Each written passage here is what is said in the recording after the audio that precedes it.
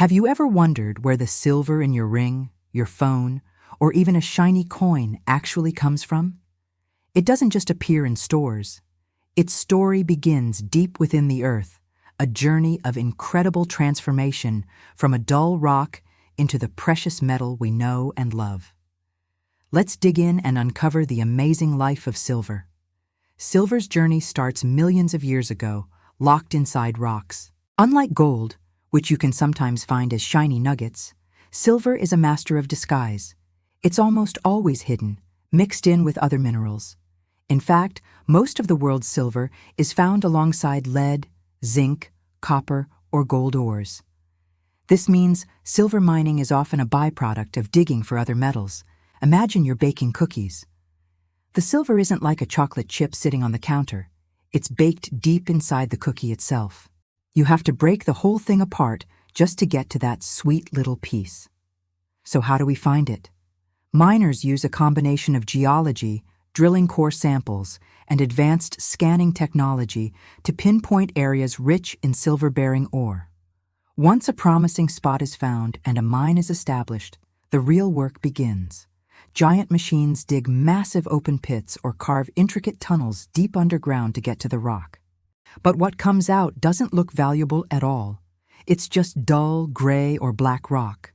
In this mountain of ore, the actual silver content might be less than 1%. It's a tiny fraction, but because silver is so important, it's worth all the effort to extract it. Once the ore is out of the ground, the next step is to break it down. Huge crushers grind the large rocks into gravel and then into a fine powder. This is crucial because it frees the tiny silver-containing minerals from the surrounding waste rock. Think of it like trying to get sugar out of a sugar cube. You have to crush it into powder first. This powder is then mixed with water and specific chemicals to begin the separation process. One of the cleverest methods used here is called flotation. Air bubbles are pumped through the watery mixture of powdered rock. Here's the cool part.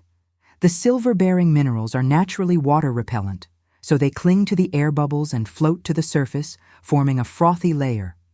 Meanwhile, the useless rock, or gangue, sinks to the bottom.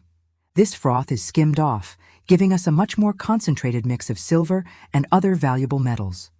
We've now gone from a massive pile of rock with less than 1% silver to a smaller pile where the silver content is much, much higher. But even at this stage, our silver isn't pure. It's still chemically bonded with lead, copper, or zinc. To finally break these bonds, the concentrate is sent to a smelter. Smelting involves heating the material in enormous furnaces to extreme temperatures. At these incredible heats, the different metals melt and react in different ways, allowing them to be separated. For example, in a lead-silver ore, the lead can be melted and oxidized, which means it reacts with oxygen and turns into a slag that can be removed, leaving the more precious silver behind. This basic idea of using heat to purify metals isn't new. Humans have been doing it for thousands of years. Ancient civilizations like the Greeks and Romans used simple tools and fire to mine and smelt silver. They didn't have our modern understanding of chemistry, but through centuries of trial and error, they perfected their techniques.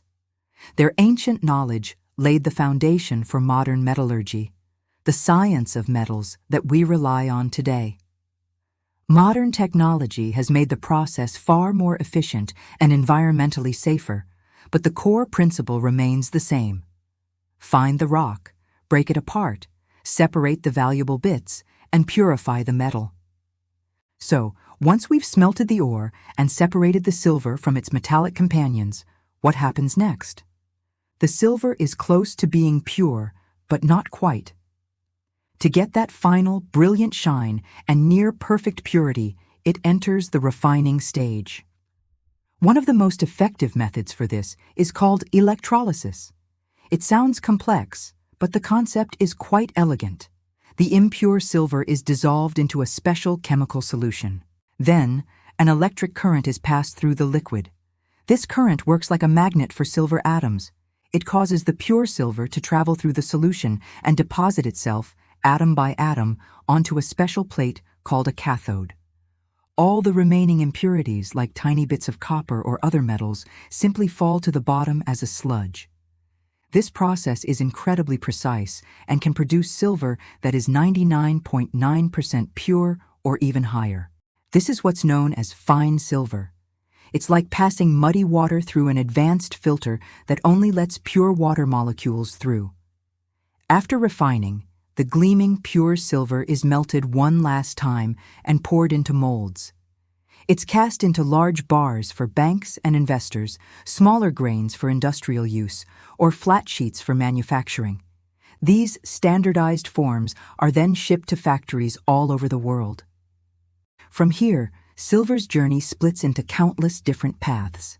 A portion of it is minted into coins or large investment bars, continuing its ancient role as a store of value. Another portion goes to artisans and jewelers, who craft it into the beautiful necklaces, bracelets, and rings we admire.